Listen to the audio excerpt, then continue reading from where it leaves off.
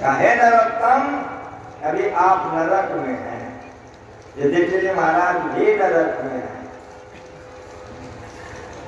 कहा देवराज इंद्र का आदेश था, इसीलिए मैंने आपको छल करके नरक में लाया था, लेकिन आदेश था जब बेचैन हो जाएगा तो लौटा लेना। चलिए लौटिए।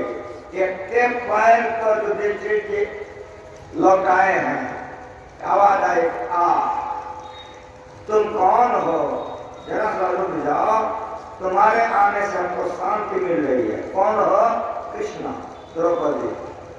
तुम कौन हो? नकुल, सहदेव, अर्जुन और भीम। रोने लग गया युधिष्ठिर। अगर मेरे रहने से इन लोगों को शांति मिल रही है, मुझे नरक में रहने दो। काहे नरोत्तम, क्षमा करें। आप आगे आगे चले, ये लोग भी नरक से आपके पीछे पीछे आ रहे हैं, चले मेरे साथ। युधिष्ठिर जी महाराज आते हैं, जैसे स्वर्ग में पैर रखते हैं, स्वर्ग में पैर रखते युधिष्ठिर जी महाराज माथा ठोकने लगे, रोने लगे। कहेंगे क्यों? तो जितने ये लोग मर मर के प्रतिद्वंदी लोग गए थे, दुशासन आदि, वहां पर स्वर्ग में मसलन तोड़ रहे थे, मौज कर रहे। जब देखा उन लोगों को तो युधिष्ठिर जी महाराज रोने लगे, मेरा भाई मेरी पत्नी नरक में और ये लोग स्वर्ग हो गए। हम लोग कर्म करते हैं, कर्म दो भागों में विभक्त हो जाता है, एक को पाप कहते हैं, एक को पुण्य कहते हैं।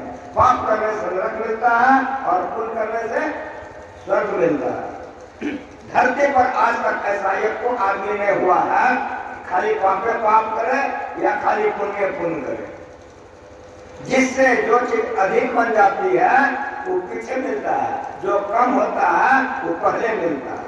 तो युधिष्ठिर जी महाराज पांचों भाई पांडव धर्मात्मा थे, भगवान के भक्त थे। इन लोगों से भूल चूक से कोई पाप हो गया था, इसीलिए इन लोगों को पहले नरक जाना पड़ा। और जिस तरह से इन लोगों से भूल चूक से पाप हो गया था, उसी तरह से उन लोगों से भूल चूक से कभी पुण्य हो गया था, इसलिए उन लोगों को पहले स्वर्ग मिला है। अब ये लोग नरक से निकल करके स्वर्ग में जाएंगे, कितना दिन भोगेंगे, और वह लोग स्वर्ग से गिर कर नरक में जाएंगे, कितना दिन भोगेंगे। लेकिन मेरी बात आप सुनिए, नरक भोगने के बाद भी 84 लाख में जाएंगे और स्वर्ग भोगने के बाद भी 84 लाख में जाएंगे। नर्तन दुर्लभ देव को सब पुकार देव दे ही नहीं पावे। ऐसे मूर्ख लोग स्वर्ग की आस लगावे, पुण्य छीन जब हो स्वर्ग से नरक में आवे। घर में चारों खान पुण्य कहताए जावे, तुलसी सतमत कर है स्वर्ग पर करे कटार। नर्तन दुर्लभ देव को सब ठासु अंक अंतर पहुंच उत्तर पट पर सबरी त्रिपट पर पहुंच गए थे। भगवान श्री कृष्ण के भक्त उद्धव जी, जो गति उद्धव की हुए पांडवों की नहीं हुई, जो गति मां सबरी की हुए वो गति मां कौशल्या की नहीं हुई। इसीलिए गुरु महाराज जी लिख के गए हैं, याद कर लीजिए कि पांचों भाई पांडव कितने ऊंचे दर्जे के हैं। नरक स्वर्ग भोगे, नरक स्वर्ग भोगे को आप फिर जन्म मरण में लगे रह गए। दशरथ जी मर करके स्वर्ग गए, मां कौशल्या विधवा कर उनका भी इली के जन्म में मरे होंगे, जन्म मरण नहीं छूटा। लेकिन मेरी बात सुनिए, धांसु अंक अंतर पहुंचोत्तर पर कहा नहीं प्रभु लहू हो। गुरु से जुक्ति सीख लीजिए।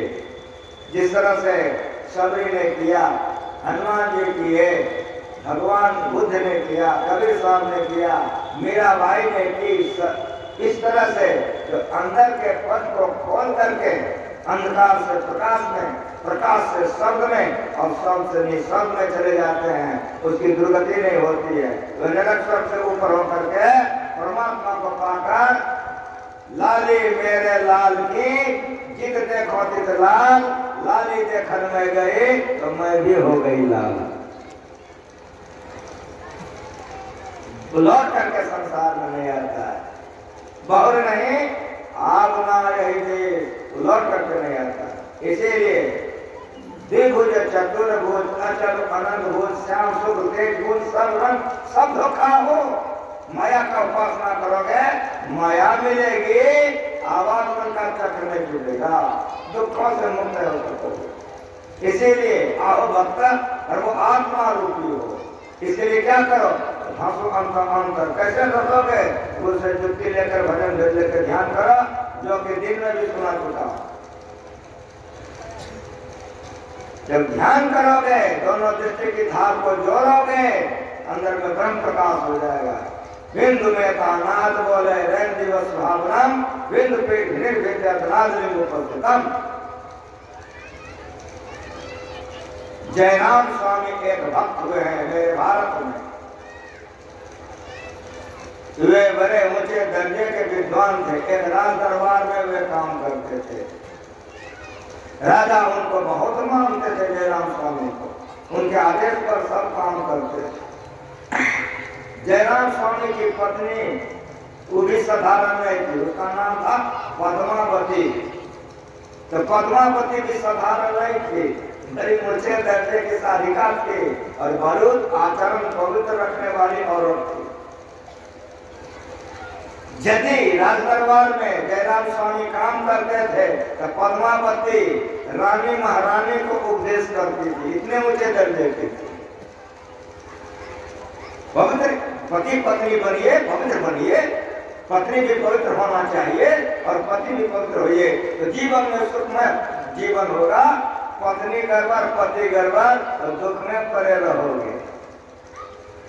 धरती पर बुराइयों का भी कोई ठिकाना नहीं है, लेकिन मेरी बात सुनो, धरती पर ऐसे सब भक्त हो गए हैं तो उसका भी लाइन पर लाइन लगा हुआ है। किसी भक्तों का जीवन चक्र करो तो कितने पवित्र होते हैं। रानी महारानी को पद्मावती उपदेश करते थे। एक बार राजमहल में महारानी और रानियों के बीच में वो प्रवचन कर रहे थे और प्रवचन करते करते पद्मावती ने कह दिया, उत्तम क्वालिटी की पतिव्रता स्त्री वही होती है जो पति का मृत्यु का नाम सुनते मर जाती है, और 2 नंबर की वह होती है जो चिता में जलकर मरती है, और 3 नंबर की वह होती है जो मन को करती है। महारानी रानी को सुन करके अच्छा नहीं लगा। पद्मावती तो प्रवचन करके चली गई। जब राजा रात में आया तो रानी ने कहा कि पद्मावती किस तरह से उपदेश करती थी कि कभी संभव है कि पति का मृत्यु का नाम सुनते जनानी मर जाए, ये कैसे हो सकता है? आप पद्मावती का परीक्षा लीजिए। अगर पत्नी पति को कुछ फुसफुसा दे तो पति का दिल दिमाग टेढ़े हो जाता है। पत्नी का खाली कान में पड़ना चाहिए, सब पति पटवाइए जाता है। पत्नी का जहाँ भाषण कान में पड़ा होशाबाश पति खो देता है, वही हालत होगी। राजा ने कहा तुम घबराओ नहीं, हम पद्मावती का परीक्षा लेते हैं। एक दिन राज दरबार में जैसे जयराम स्वामी आए कि राजा ने कहा कि पंडित जी, कहा आज हमारी इच्छा है शिकार करने जाएंगे, देखिए क्या समय है। कहा बहुत उत्तम समय है, जा सकते हैं। कहा पंडित जी, कहा हमारी इच्छा के आप भी चलिए। कोई दिक्कत नहीं, मैं भी चलूंगा। तो राजा गया, राजस्वी प्रसाद उतार करके शिकारी वाला कपड़ा पहन लिया, उधर से नया कपड़ा लेकर आया और दिया जयराम स्वामी को कि पंडित जी शिकार में पंडिताई वाला कपड़ा नहीं चलेगा, ड्रेस चेंज कर लीजिए। ठीक है।